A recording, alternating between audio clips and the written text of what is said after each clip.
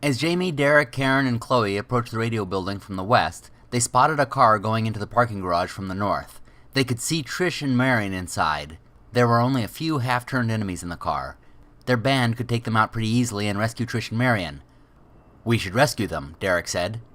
"We can't," Karen said. "What do you mean we can't?" Derek argued. "We can't leave them to die. If we go in there now, they'll know we're coming. We lose our surprise." "She's right," Jamie agreed. "We rescue them now, we all get killed later. But if we wait, we may be able to rescue them later, and we take out their leaders." Chloe nodded. She knew it would take this sort of dedication to beat her former co-workers. It may even take some sacrifice. "Let's go," she said.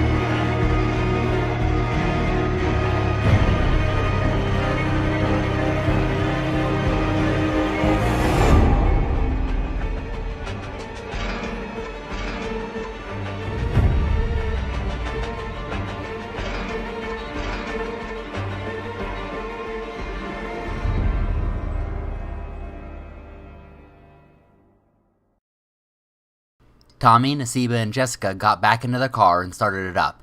As they did, they heard the DJ on the radio.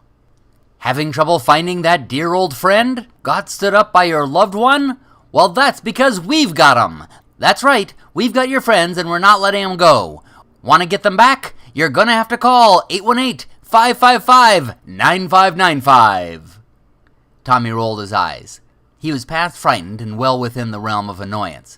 Nasiba's look to him reminded Tommy that he still needed to do something, so he picked up his cell phone, which was still working, and he called the number. "Hello, caller! You're just in time to save your friend's life." "Who are you guys?" Tommy asked. "All that matters is whether or not you're going to save your friend, or let her die," Tommy sighed, then said, "What do I need to do?" "You're going to need to choose between your friends, my friend.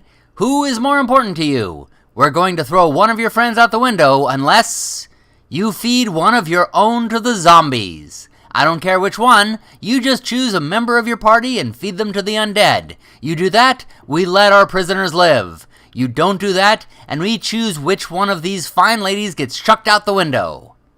Tommy looked at his wife and Jessica. They looked back at him horrified. He shook his head annoyed. "I think you're mistaken about something, mister," he said. "We just met these two ladies a couple days ago. We don't really know them that well. Sorry, Trish, and sorry I don't remember your name. We really just met, so I don't really know them." "You think I'm bluffing, don't you? But I assure you I am not. I really will kill one of them." "I'm sure you will. But I've got with me my wife and a woman who brought back medicine for us.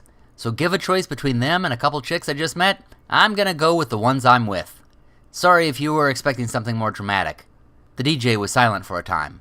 Apparently he was expecting something more dramatic. Tommy then said, "If you want to come out and talk, I'd be happy to negotiate a deal or something." Still silence. Tommy put down the phone and began driving back to BWP. Partway back, Nasiba gasped. Tommy knew what it was before looking, but he looked anyway. A body was hurtling out of one of the top floors of the radio building. It was Marion. Trish had begged the man not to take her, but the half-turned DJ blasted out the window in a rage and threw the young woman outside. Her body landed directly in front of Jamie, Derek, Karen, and Chloe. In fact, it almost hit them. They thought the DJ and his minions had resorted to throwing corpses out at them, but they recognized enough of the mangled body to know it was one of theirs. Karen looked up and saw that no one was looking out at them, so she surmised that it might be just a coincidence. "We have to act like it wasn't," Jamie said. "Let's move quickly," Chloe added, and they hurried toward a back entrance. Chloe led them around a cement divider toward a hidden door. It was clearly abandoned and hardly used. Chloe opened it carefully and quietly. They all looked in to make sure the coast was clear. Then they all entered, led by Jamie and Chloe, and made their way up the stairs. About 10 stories up, they heard a noise that made their hearts sink, and a couple flights more, the fear was confirmed for them. A door had somehow opened, and a crowd of moaning, well-dressed zombies had spilled into the stairwell. Chloe guessed that there had been so many that they had inadvertently pressed against the doorway and caused it to open.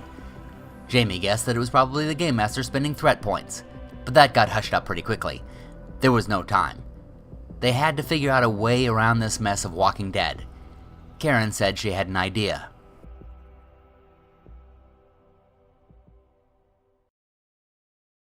We hope you enjoyed this video. Be sure to subscribe and share it with others. And if you'd like to help support the channel, head on over to Patreon. The link is in the description below, where you'll also find some other goodies, including another horror book written by the author of these videos. Thanks for watching, and happy gaming, everybody!